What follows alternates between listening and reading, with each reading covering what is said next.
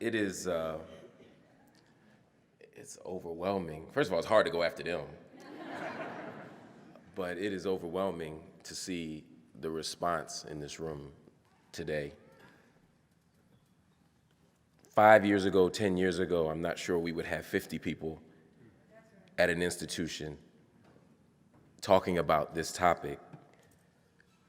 But to see what's in the room today, to see who's in the room today, and to see the level of opposition to the conversation that we plan to have today is, as Linda said, a sign of our success. We are winning, we are moving forward, we are advancing justice, and we will win.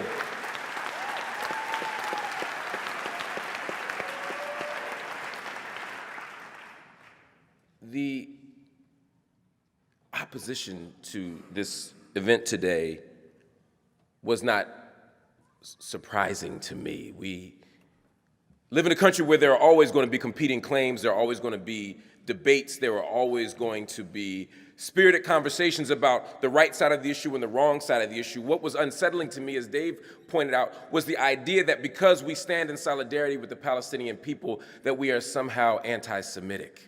That, for me, was hurtful on the personal level because all of us on this stage have worked so hard to fight anti-Semitism, to resist anti-Semitism, which is a very real thing both in the United States and also around the world. We could even argue in the Trump era that it is expanding and moving in ways that we never even saw before because of the evangelical right, because of historically persistent anti-Semitism, because of all the narratives of hate that are being promoted and promulgated in the media, often from the White House. Because of all of that, anti-Semitism is something that we must take seriously. Yeah.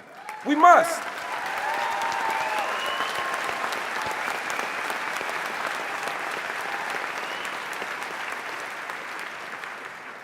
And as a social justice activist, as a person who identifies as a radical, I don't want to be part of any social justice movement that is transphobic, that is homophobic, that is anti-Semitic, that is Islamophobic, that is misogynist, that is patriarchal, that is ableist. No one is free until we are all free. There is no room for any injustice.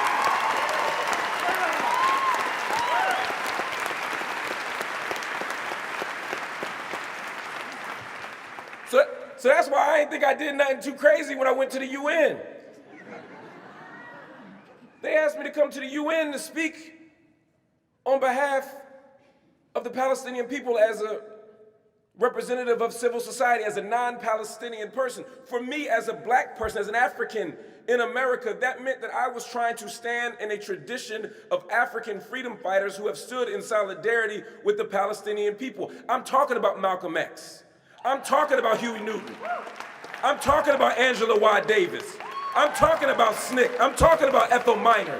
I'm talking about all the freedom fighters who stood up and said we must stand against settler colonialism. We must be unafraid to name it. We must be unafraid to call it out. We must be unafraid to stand in justice and freedom and democracy.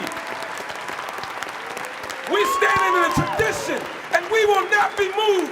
We will not back down. We will not be silenced.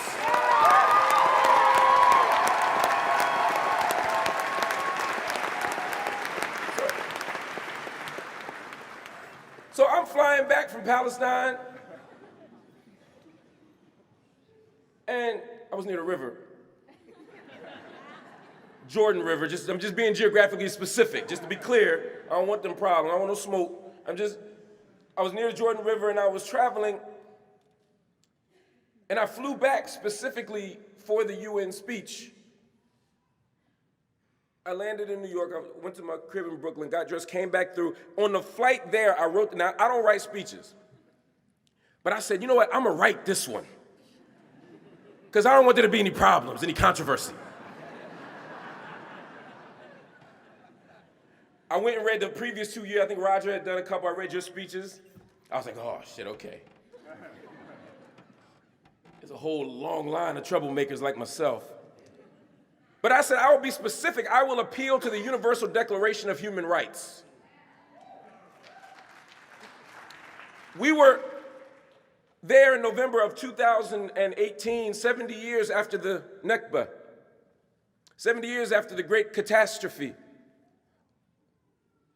and also 70 years after the establishment of the Universal Declaration of Human Rights. And what I was attempting to do was say that there is a contradiction between our universal commitment to human rights, ostensibly, our universal commitment to making sure that everyone has freedom and safety and self-determination and dignity, and what we see on the ground. When I'm in Khalil, when I'm in Hebron, and I'm looking at children have to go through checkpoints, and I'm looking at the ritual humiliation of being patted and searched at the age of 6 and 7. When I'm in Khan al-Ahmar, and I'm looking at this village of Bedouins, which is about to be torn down after they built schools out of tire and mud because they couldn't get permits. And I'm watching the village be torn down for the sole purpose of settlement expansion. When I'm looking on Via Dolorosa as Christians are honoring the Stations of the Cross, and at the very same moment that they look at their Savior carrying the cross, I'm looking at Palestinian children being stopped and searched and frisked in front of the Armenian hospice. I'm looking at these places. I'm looking at second-class citizenship inside of the state of Israel for African citizens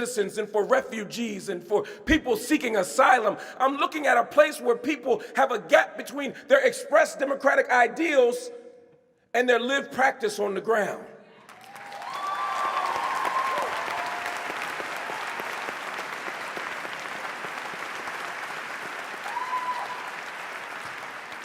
And they said, well, like Linda said, why Israel? Why not Bahrain? Why not Saudi? I'm out there too. I can't say enough about what's wrong with Saudi. I can't say enough about what's wrong with Bahrain. I can't say enough about what's wrong with the United States of America.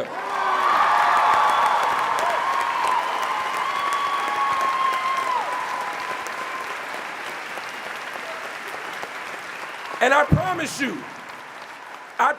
you, I'm already criticizing Saudi, I'm already criticizing Bahrain, and I'm already criticizing Syria. I'm already doing these things. But the moment a call comes out of civil society from any of those countries for boycott, divestment, and sanction, I will back them too. It's not about isolating Israel, it's about speaking the truth everywhere.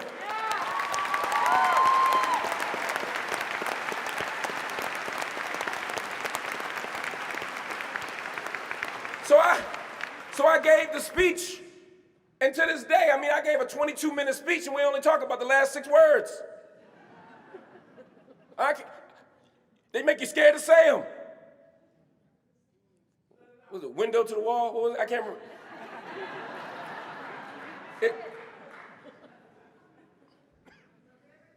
And there was no critique of the speech or the content of the speech. Just this pretext of a critique of those last 6 words, from the river to the sea. And the question was, why use those words? Well, for a couple of reasons. One, people said it's from the Hamas charter. It's also in the Likud statement of 1974, the platform statement. I don't know if y'all got Twitter, that's Donald Trump's press team.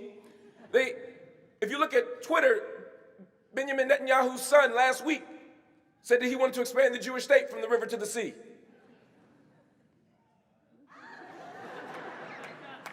It's just fascinating.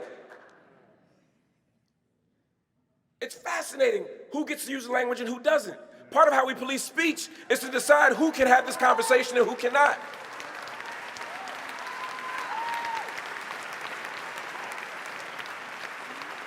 But let me be clear to you, my dear friends, brothers, sisters, and informants. Shout out to the mukhabarat in the back. When I say from the river to the sea, what I am talking about is a free, democratic, self-determined, safe, and just and equal land for everyone. For everyone.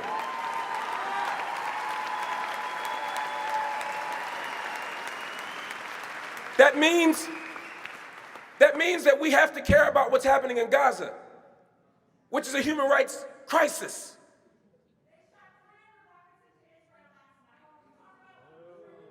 We have to. My people? People from North Philly? Shit, yo, somebody get Beanie Siegel. Somebody call Meek Mill. Hold up, wait a minute. Y'all thought he was finished? When he... Let the speaker speak up on stage. Ignore it. And so...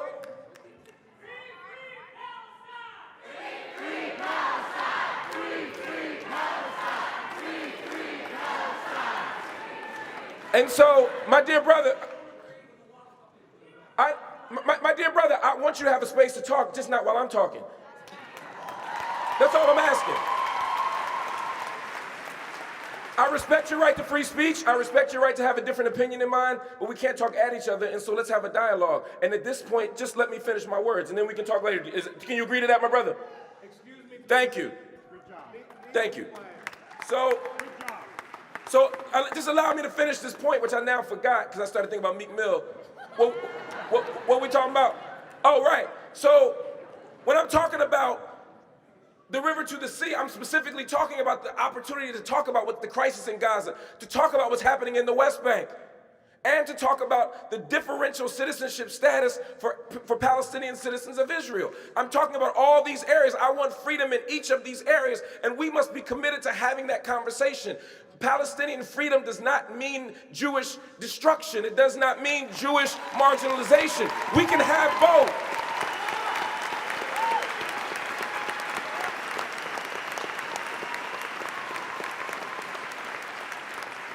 The challenge is that sometimes when you are in a position of power, when you are in the role of oppressor, equality looks like and feels like injustice.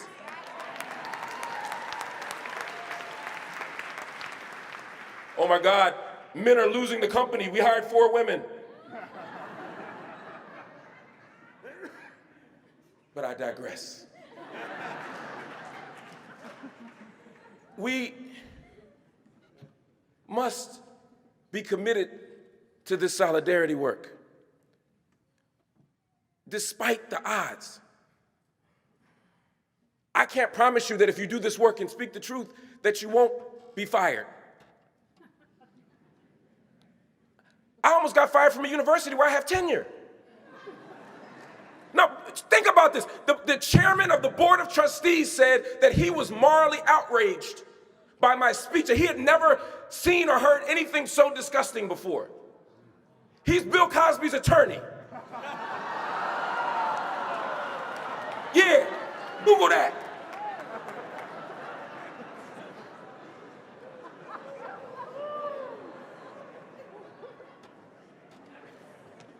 I can't even make this stuff up.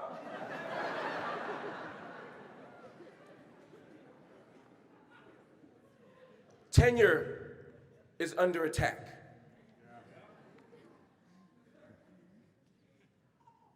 Our jobs are under attack.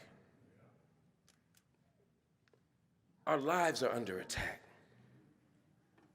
What we're experiencing up here is just a small piece of the hell that people are catching around the world for speaking up on this and many other issues. I'm not suggesting a Jewish conspiracy. I am not saying that there's a cabal of power conspiring to take people down. Let me be very clear, because that is an anti-Semitic trope and a dangerous one. Let me be very clear about that. What I'm saying is that we live in a nation and in a moment where speaking up for justice, whether it's reproductive justice, whether it's housing justice, whether it's sensible gun legislation, or whether it's ending this vicious occupation, comes at a price. But we are committed to paying that price. We must all be committed to paying that price. Because if we stand up and pay that price together, they cannot get all of us. We cannot all be taken out. But if we continue to divide, if we continue to separate, if we continue not to hold on to the rope, then we won't be victorious. But the evidence is on our side. Yes, it's dark. Yes, they're trying to move the embassy. Yes, Trump is imposing policies that Congress has held back on, although they ultimately supported for years. Yes, violence is increasing.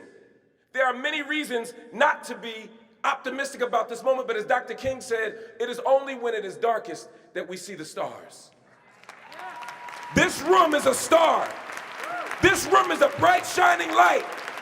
This room, this movement, this moment is evidence that we will be victorious. We will win. Palestine will be free. Free the land. Free Mumia. Free all political prisoners.